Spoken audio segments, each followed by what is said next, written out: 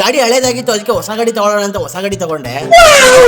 ಇವತ್ತು ಬೆಳಿಗ್ಗೆ ಒಂದು ಪ್ರಮೋಷನ್ ಮುಗಿಸ್ಕೊಂಡು ಒಂದು ವ್ಲಾಗ್ ಮಾಡಿಲ್ಲ ಅಂತ ವ್ಲಾಗ್ ನ ಸ್ಟಾರ್ಟ್ ಮಾಡ್ಕೊಂಡು ಟ್ರಾಫಿಕ್ ಹೆವಿ ಇತ್ತು, ಒಂದ್ ಕಡೆ ಹೋಗ್ಬೇಕಿತ್ತು, ಟೈಮ್ ಆಗೋಗುತ್ತೆ ಅಂದ್ಬಿಟ್ಟು ನಮ್ಮ ಬ್ರೋನ್ ಏನ್ ಮಾಡಿದೆ ಅಂದ್ರೆ ಬಸ್ ಹತ್ತಿಸ್ಬಿಟ್ಟು ನಾನು, ಯಾಕಂದ್ರೆ ಬೇರೆ ಕಡೆ ಹೋಗಿ ಟೈಮ್ ಆಯ್ತಿತ್ತು, ಇನ್ನೊಬ್ರು ಫ್ರೆಂಡ್ ಆಲ್ರೆಡಿ ಕಾಯ್ತಿದ್ರು ಅಲ್ಲಿ. ಗ್ಯಾಪ್ ಅಲ್ಲಿ ಪೆಟ್ರೋಲ್ ಹಾಕ್ಸೋದು ಮರ್ತೋಗಿದ್ದೆ, ರಿಸರ್ವ್ ಬಿತ್ತಿತ್ತು, ಲಾಂಗ್ ಹೋಗ್ಬೇಕು ಅಂದ್ಬಿಟ್ಟು ಫುಲ್ ಟ್ಯಾಂಕ್ ಹಾಕ್ಸ್ಕೊಂಡು ಲಾಂಗ್ ಹೊರಟ್ವಿ. ನಾವೆಲ್ಲೋಯ್ತಾ ಇದೀವಿ ಅಂತ ನಿಮ್ಗೆ ಗೊತ್ತಾಗುತ್ತೆ, ಈ ಫ್ಲೈಟ್ ನ ನೋಡಿ ಗೊತ್ತಿರೋ ಕಮೆಂಟ್ ಮಾಡಿ.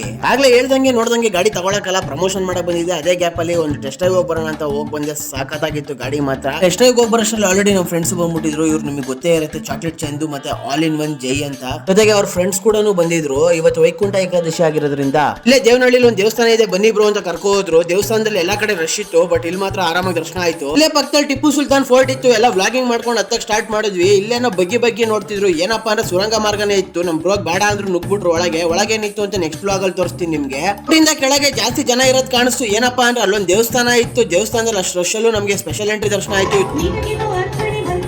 ಇಲ್ಲಿಂದ ಒಂದು ಹೋಟ್ಲು ಪ್ರಮೋಷನ್ ಇತ್ತು, ಹೋಟ್ಲು ಪ್ರಮೋಷನ್ ಹೋದ್ವಿ. ಎಲ್ಲ ಮೆಟ್ಲತ್ಕೊಂಡು ಹೋಯ್ತಿದ್ರೆ ನಮ್ ಚಾಕ್ಲೇಟ್ ಚಂದು ಬ್ರೋ ಲಿಫ್ಟ್ ಇಲ್ಲಿ ಬಂದ್ರು. ಅಷ್ಟಲ್ಲಿ ಫುಡ್ ಪ್ರಮೋಷನ್ ಎಲ್ಲ ಆದ್ಮೇಲೆ ನಾವು ಚೆನ್ನಾಗಿ ಬ್ಯಾಟಿಂಗ್ ಮಾಡ್ಕೊಂಡು ಅಲ್ಲಿನ ಟೇಸ್ಟ್ ನ ಎಕ್ಸ್ಪೀರಿಯನ್ಸ್ ಮಾಡ್ಕೊಂಡು ನಮ್ ಚಂದು ಬ್ರೋಗೆ ಆಲ್ರೆಡಿ ಹೊಟ್ಟೆ ಫುಲ್ ಆಗ್ಬಿಟ್ಟಿತ್ತು. ಆಮೇಲೆ ಅಲ್ಲಿಂದ ಎಲ್ರಿಗೂ ಟಾಟಾ ಬಾಯ್ ಹೇಳ್ಕೊಂಡು ಕೊನೆಗೆ ನಮ್ಮ ಚಾಕ್ಲೇಟ್ ಚಂದು ಬ್ರೋಗೂ ಬಾಯ್ ಹೇಳ್ಕೊಂಡು ಅಲ್ಲಿಂದ ಹೊರಟ್ವಿ.